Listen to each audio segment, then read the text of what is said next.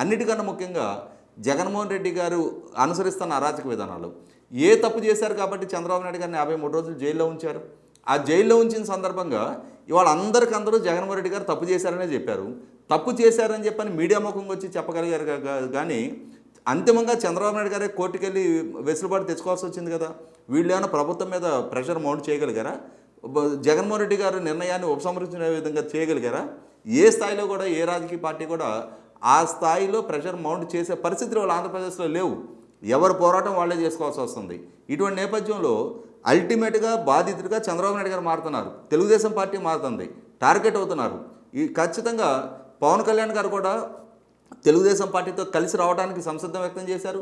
ప్రభుత్వ వ్యతిరేక ఓటు చీలకుండా ఈ రెండు పార్టీలు కలిసి ఒక ఉమ్మడి మేనిఫెస్టోతోటి ఉమ్మడి కార్యాచరణతోటి ఈ రెండు పార్టీలు సమాయత్తం అవుతూ ఉన్నాయి, ప్రజలు ఆశీర్వదిస్తూ ఉన్నారు. ఇటువంటి నేపథ్యంలో భారతీయ జనతా పార్టీ ప్రస్తావన కొంత 100% వీళ్ళు సంజాయిషి ఇచ్చుకోవాల్సిన పరిస్థితి అందులో డౌట్ లేదు.